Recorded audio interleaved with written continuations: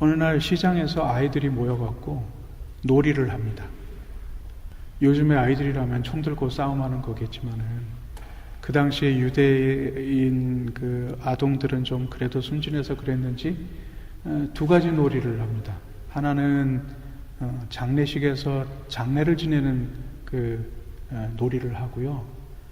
또 하나는 그 결혼식에서 결혼하는 걸 흉내를 내요. 아마 그게 그 아이들의 일상에서는 비교적 자주 봤던 일이어서 그랬을 것 같고요. 그래서 그 아이들은 그 놀이, 그 경험 중에서 가장 인상적인 것들을 흉내내는 거예요. 예를 들면 이런 겁니다. 옛날에는 그 중국에서도 그런 경우가 있고 한국도 드물지 않았다고 그러는데 장례식이 있어요. 그러면 그 장례식에 조문객들이 올 텐데 조문객들이 오면은 이제 하나하나 이렇게 오는 대로 맞아가지고 헌화도 하겠고 무슨 향도 피우겠고 그렇게 하는데 그게 끝나고 나면은 애도하는 게 끝나면 이제 상주들을 만나가지고 이렇게 절을 한단 말이에요. 그러면 그때 조금 경제적으로 여유가 있었던 사람들은 아예 사람들을 샀어요. 그래서 그 상주들이 계속 며칠 동안을 조문객들을 볼 때마다 울 수는 없으니까 이제 대신 울어주는 거야. 그걸 얼마나 감동적으로 하느냐에 따라서 그 사람은 다음 상가에 또 불려가기도 하고 그게 적지 않은 수입이 됐던 것 같아요. 어쨌든 아이들이 볼 적에는 눈물도 흘리지 않고 그냥 아이고 대고 예를 들면 한국처럼 그런 곡을 하는 소리를 듣는 것이 너무나도 신기했던 모양인지 이제 그걸 흉내내는 거죠. 그 조금 더 좀 경제적으로 여유가 있었던 사람이라면 아예 그 곡을 하는 사람 옆에 반주하는 사람까지 두어가지고 이제 그런 일들을 하니까요.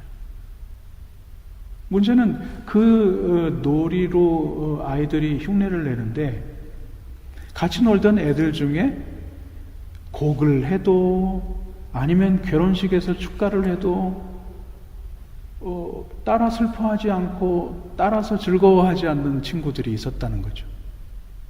그러니까 그 놀이에 열중하던 아이들이 자기 친구들에게 얘기해요. 야, 너희들 같이 놀자.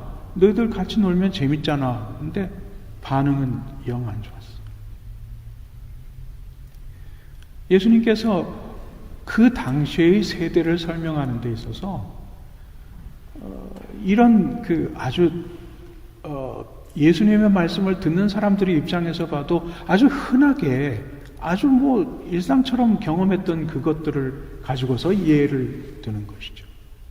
그리고 그 예의 목적은 분명합니다. 오늘날의 세대를 어떻게 비유할까? 얼마나 적나라한지 몰라요.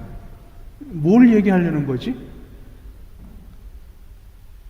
하나님의 말씀을 오랜 세월 동안 자기 하나님의 선지자들이 와가지고 전했지만 이 말을 해도 저 말을 해도 듣지 않았다는 거예요. 그러면서 단적인 예를 마지막에 들고 있죠. 하나는 세례 요한이고 하나는 예수님이에요. 세례 요한은 어떻게 평가를 했어요? 처음에 구름같이 많은 사람들이 모여가지고 회개하라 천국에 가까웠느니라 또는 그 당시에 헤롯 왕이 어쩌고 저쩌고 하는 그런 정치적인 이야기들을 할 적에 많은 사람들이 열광하고 쫓아다녔어요. 수많은 사람들이 세례를 받으면서 나 하나님 믿겠다고 돌아왔지만은 그 사람들 중에 어찌된 일인지 이제 좋잖아. 존경스럽잖아. 그래서 자기 집에 식사를 하라고 초대를 했는데 아마 짐작컨대는 예수님의 말씀으로 미루어 볼 적에는 세례 요한이 초청에 응하지를 않았던 것 같아요. 세례 요한의 입장에서는 이해할 만하죠. 그는 나시린이었고 그래서 먹고 마시는데 굉장히 까다로운 계율을 지켜야만 했던 사람이에요. 그런 사람이 아무 데나 부르는 대로 가가지고 그들이 내놓는다고 하는 것들을 다 먹을 수 있겠는가? 이유는 충분하게 이해가 되는데 문제는 그 초청을 거절받았던 사람, 거절받았던 사람들이 돌아서서 딴 얘기를 하는 거예요. 저놈이 귀신 들렸나? 왜 잘난 척을 하고 지랄해요? 자기가 호감을 갖고 접근해 왔는데 그 사람이 뭔가 자기 기대에 맞지 않았을 적에 그 사람의 속마음이 드러나는 거예요. 또 하나의 예가 있죠. 예수님 자신이에요. 예수님은 또 어떤 면에서는 세례 요한과 정반대되는 행보를 보이셨죠. 어떤 거?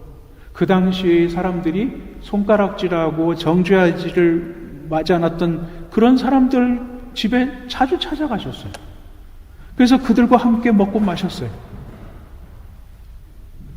그랬더니 이번엔 또 뭐라고 말을 하죠? 저놈이 술 마시는 걸 좋아하는구나. 먹고 마시는 걸 좋아하는 사람이구나. 이 두 가지 극단적인 예를 들면서 예수님이 하시려는 말씀은 뭐죠?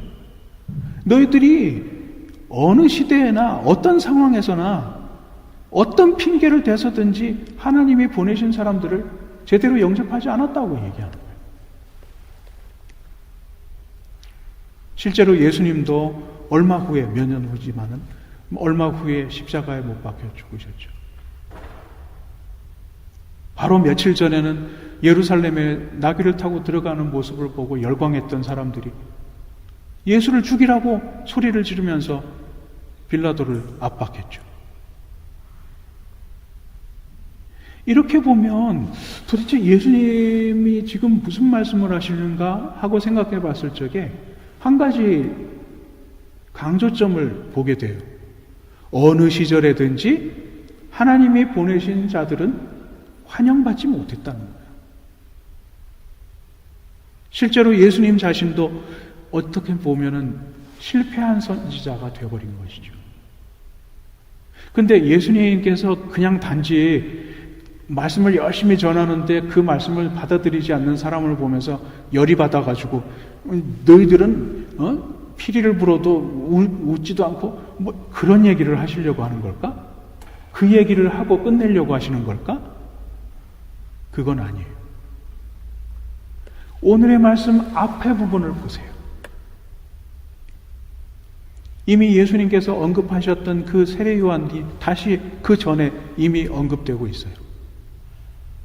그리고 그 세례 요한의 등장이라고 하는 것이 하나의 뚜렷한 어떤 무언가를 보여주고 있대. 그게 뭐지? 하나님은 세상을 구원하시기 위해서 끊임없이 자신의 종들을 보내셨고 세례 요한이 등장하게 된 것도 우연히 등장한 것이 아니라 하나님의 치밀한 계획의 결과라. 이제 선지자는 마지막으로 세례 요한으로 보낸다. 계획이었고 그 계획 끝에 세례 요한 다음에 예수님이 등장하게 될 것을 계획하고 계셨다는 거예요. 이렇게 예수님의 말씀을 앞에 부분까지 포함해서 보게 되면 어떤 대조점이 있죠? 하늘에서는 하나님이 계획을 하시고 집행하고 계시고 그리고 땅에서는 끊임없이 거절당하고 죽임당하고 핍박당하는 하나님의 종들이 있었어요. 지금 예수님은 뭘 얘기하려는 거야?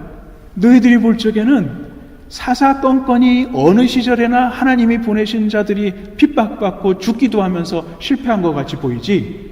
그러나 하늘에서는 하나님께서 당신의 계획을 끝까지 실패하지 않고 진행하고 계셔. 그 얘기를 하는 거예요. 그러니 예수님의 강조점은 뭐죠?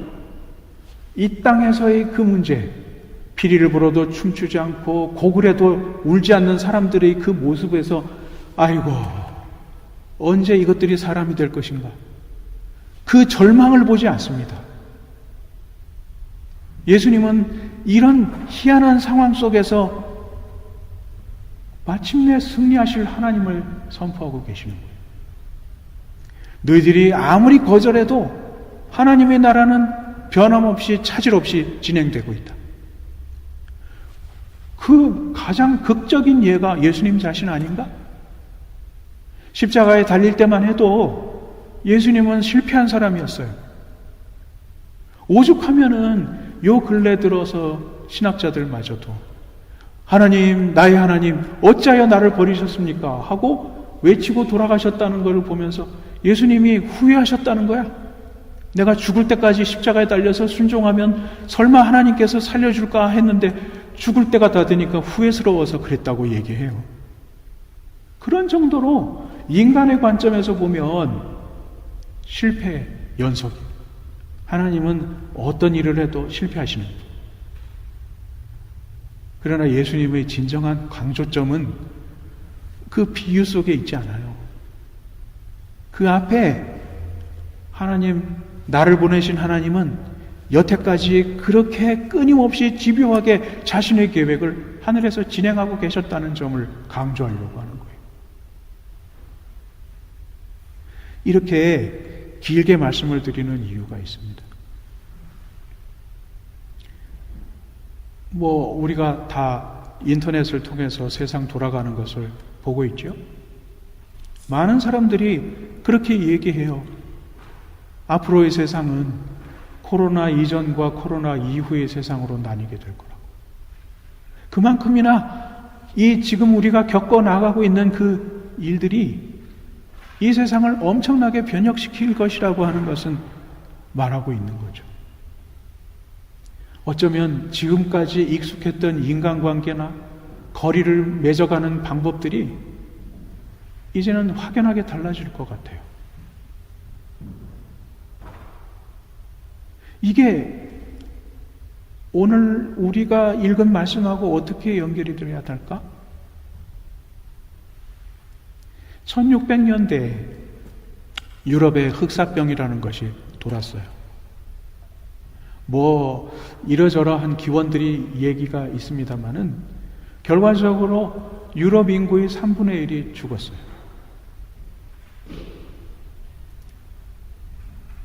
근데 그 사건 이후에 놀라운 변화가 있었죠. 그 이후에 유럽은 전체적으로 봐서 교회에 출석하는 교인들이 엄청나게 늘었다고 말을 합니다. 그러면서 우리는 흔히 이렇게 결론을 내립니다. 역시 종교는, 사람은 어려워야 하나님을 찾는다고 말이죠. 실제로 9.11이라고 하는 사건이 미국에서 벌어졌을 때요, 참 많은 사람들이 교회를 찾았다고 하는 기록들이 있습니다. 그러나 나는 물어보고 싶어. 정말 이번에도 교회는 이런 상황을 겪으면서 좀 더 진지하게 믿어보려는 사람의 숫자가 늘을까? 물론 그랬으면 좋겠죠. 하지만 제 마음 구석에는 그렇지 않을 것이라고 하는 곳에 더 중점을 둡니다. 좀 적나라하게 말을 해봅시다. 물론 이 앞으로 계속되는 말에는 하나의 전제가 있어요. 정말 예수 믿고 하나님을 섬기는 신자로서의 삶이 교회를 나오는 것 가지고만 잴 수 있는 문제인가? 그건 아니에요. 그럼에도 불구하고 우리는 이렇게 계속해서 얘기해야 돼. 앞으로의 교회가 정말 좀 더 이 일을 겪으면서 하나님께 인간은 아무것도 아닙니다. 제가 하나님께 의지해야만 살겠습니다 하고 진지한 신자들을 많이 만들어낼 것인가? 저는 그렇게 생각하지 않아요. 좀 더 적나라하게 말씀드리자면 넉 달 동안 교회를 안 다녀보니까 아무 일도 없어. 오히려 편해. 더더군다나 전통적으로 들여왔던 교회 생활 이제는 불가능하게 될지도 몰라요. 적어도 내년까지는. 앞으로 예배가 끝나면 악수도 제대로 못할 것이고 다들 모여가지고 떠들썩하게 식사를 하지도 못할 거예요. 그 말은 우리가 교회에 와서도 심지어는 예배 시간에서도 이렇게 거리를 두고 예배해야 된다는 거예요. 그 말의 뜻은 교회라고 하는 곳에서 얻었던 전통적인 어떤 위로라고 하는 것들이 이제는 많은 부분 사라질 수도 있을 것이라는 것을 의미하고 있는 거예요. 그래서 우리는 아주 쉽게 얘기할 수 있어요. 에이, 교회 안 가도 돼. 내가 어디 있는 곳에서든 예배 드리면 되잖아. 물론 맞아요. 그러나 저는 60여 년의 신앙생활을 하면서 깨달은 게 있어요. 사람은 몸이 가 있는 곳에 마음이 와요. 한두 주, 1, 2년 그 정도는 내가 진심을 다해서 마음을 다해서 하나님을 개인적으로 섬길 수 있다고 하지만 몸이 멀어지면 마음도 멀어지는 것이 사람의 본성이더라고. 앞으로의 교회가 더 나아질 거라고 저는 생각하지 않습니다.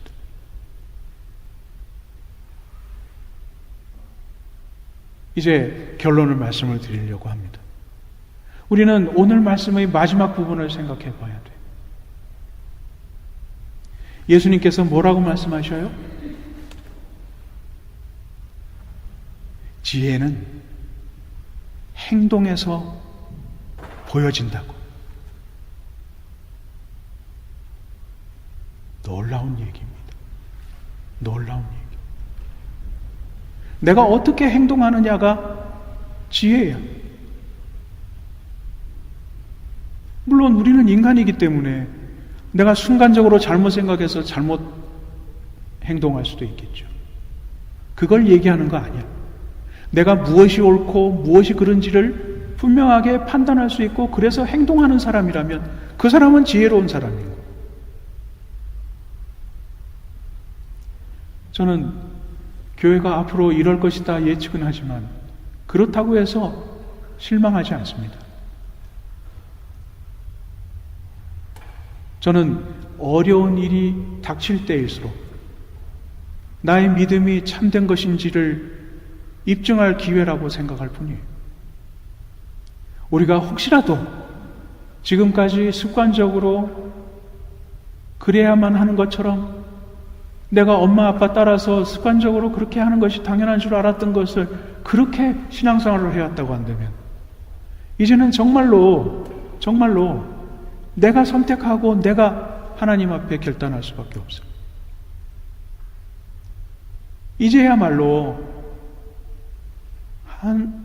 하나님을 내 인격을 걸고 제대로 선택하고 제대로 섬길 수 있는 시절이 왔다고 저는 믿을 뿐이에요. 그런 말이 있죠. 별은 어둠을 두려워하지 않는다. 그 어둠을 통해서 자신의 빛이 드러나기를 바랄 뿐이다. 어려운 거 다 알아. 앞으로 어쩌면 여러분들의 세대가 제 나이가 될 때쯤 되면 예수 믿는다고 교회 다닌다고 하는 것이 비웃음의 대상이 될지도 있어. 여태 교회 다니냐? 오케이. 상관없어. 왜냐고? 믿는다고 하는 것은 내 영혼의 문제. 내가 하나님의 나라에 들어갈 수 있느냐 없느냐의 문제. 나를 살리시고 나를 도우시는 그 하나님께 내 사랑을 표현하는 것이 믿음이기 때문에 그래. 그것이 남이 뭐라고 한다고 해서 포기할 수 있는 것인가?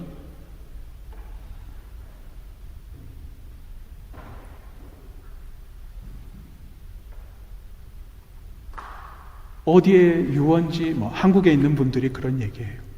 여기도 조금은 정도는 차이가 있지만 비슷한 것 같은데 자기가 놀고 싶고 하고 싶은 일은 죽으라고 다 해. 근데 교회는 뒷전이. 그건 가치의 문제. 내가 중요하게 생각하는 것은 어떻게든지 한다고. 그죠? 돈이 없다고 이런저런 얘기를 해도 내가 사고 싶은 건 기어이 산다고. 그건 선택이잖아. 이거는 중요하지 않고 이거는 중요하니까 나는 여기다가 집중할 수밖에 없어.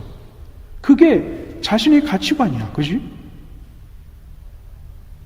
하나님이 옳다 그르다 있다 없다 교회를 다닌다 만다 그것이 중요한 것이 아니라 누군가가 말을 해서가 아니라 내가 섬기고 사랑하는 하나님이 어떤 분이냐를 자기가 알고 있기에 그렇게 행동으로 나타난 것뿐이에요.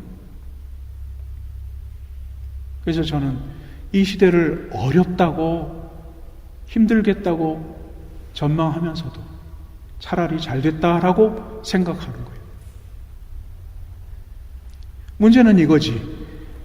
하나님의 말씀, 그리고 하나님, 그리고 예수님, 그리고 성령님, 이런 단어들이 내 생각과 내 삶에 있어서 어떤 가치와 어떤 비중을 차지하고 있느냐를 신중하게 생각하는 사람이 되었으면 좋겠다는 거예요.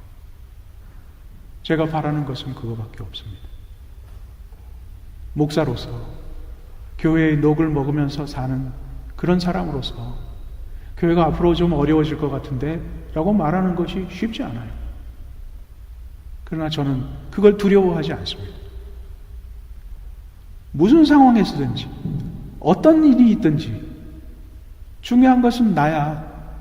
나에게 있어서 하나님은 어떤 분이신가? 나에게 있어서 교회는 어떤 존재인가가 중요한 것이지. 그리고 나는 결정하는 것. 이것이 예수님께서 오늘의 말씀을 통해서 우리에게 들려주시는 얘기라고 생각합니다. 예수님은 이 땅에서 벌어지는 그 수많은 피의 역사, 실패의 역사, 거절의 역사, 배신의 역사, 거기에 방점을 두고 있지 않아요. 그러거나 말거나 하나님은 집요하고 끈질기게 자신의 종들을 이 세상에 보내셔서 자기 백성들에게 선포하셨어요. 그 계획이 어떤 일관성을 가지고 어떤 능력으로 행해지고 있는지는 사람은 못 봐. 그래, 너희들이 세례 요한의 목을 잘랐다고 하나님이 실패한 것 같이 보이지. 나를 나중에 십자가에 매단다고 해서 하나님은 실패한 것 같이 보이지. 아이고, 내 그럴 줄 알았어. 어떤 또라이가 하나님 핑계대고 무슨 말을 했는데 우리가 그거 그냥 처리해버렸어. 그리하고 끝날 것 같죠. 그러나 하나님은 자신의 계획을 인간이 어떻게 대접하고 어떻게 반응하든지 상관없이 끈질기게 자신의 계획을 집행하셨어요. 그리고 그 계획의 끝은 성공. 그 끝에 하나님의 나라가 임하게 될 것이요. 그제서야 사람들은 후회할 거예요. 그래서 사도 요한이 얘기합니다. 보라, 구름을 타고 오신 이가 그대로 이 세상에 다시 오시죠. 그때 저를 십자가에 못 박았던 사람들이 울며 후회할 것이다 라고 말합니다. 나팔 소리가 나며 구름이 뭉게구름처럼 휘몰아치는데 그 구름 속에서 우리가 못 박았던 예수가 살아서 재림하게 되실 적에 그때 우리는 우리의 선택이 옳았는지 그런지를 보게 될 것입니다. 바벨론 강가에서 포로 생활을 하면서 고통받았던 유대인들이 마침내 하나님의 뜻 아래서 자신의 나라로 돌아오게 될 때 그들은 꿈꾸는 것 같았다고 얘기합니다. 세상에 어느 누구가 이 바벨론 국가를 멸망시키거나 움직여서 우리를 다시 조상들의 땅으로 보내게 될 것인가? 70년 동안을 울었는데 이루어지는 꼴을 보니까 자신들의 예상을 훨씬 벗어나는 방법으로 하나님께서 자신의 백성들을 자기의 땅으로 보내는 것을 보았어요. 믿는 자들도 그 이루어진 것을 보면서 꿈꾸는 것 같았다고 얘기해요. 이것이 하나님의 승리이고 하나님의 능력이고 하나님이 많이 하실 수 있는 일이고 그래서 우리가 그분을 신뢰하는 이유가 되는 것입니다. 사랑하는 여러분, 오늘 우리는 참으로 힘든 시절을 겪어가고 있습니다. 물론 저는 오랜 시간이 지나면은 마치 제가 젊은 시절에 IMF를 겪은 그 시절의 이야기를 웃으면서 하듯이 또 이 중에 몇몇 사람들처럼 군대에서 고생했던 얘기를 웃으면서 후배들에게 하던 것처럼 코로나 바이러스 시절에 우리가 어떻게 살았다는 것을 얘기할 때가 올 것 같아요. 그때처럼 우리가 후회 없는 한결같은 믿음을 가지고 하나님을 사랑하게 될 때, 마침내 하나님께서 자신의 뜻을 다 이루시고 우리를 당신의 백성으로 불러주실 그날을 기대합니다. 이것이야말로 우리가 믿을 수 있는 가장 큰 믿음의 근거입니다. 우리는 하나님을 믿습니다. 믿는다고 하는 것은 마침내 승리하실 하나님을 믿는 것이에요. 인간을 믿을 수 없어요. 어느 누구도 끝까지 하나님을 사랑할 수 있다고 약속할 수 있는 사람은 없습니다. 그러나 하나님은 하십니다. 우리가 찌질하게 사는 중에서도 하나님의 자녀라고 우리를 부끄럼 없이 고백하는 것은 우리를 선택하신 것이 하나님이었다는 것을 믿기 때문이죠. 이 믿음을 가지고 이 시절을 잘 살아나가면서 어렵기 때문에 더 나태해지기보다 어렵기 때문에 내 믿음을 마음껏 하나님 앞에 보여드릴 수 있는 기회로 생각하고 더 정신 차리고 더 각성하면서 힘있게 살아갑시다. 그것이 예수님께서 그렇게 이 세대를 한탄하시는 진정한 의도이실 겁니다. 함께 기도하겠습니다.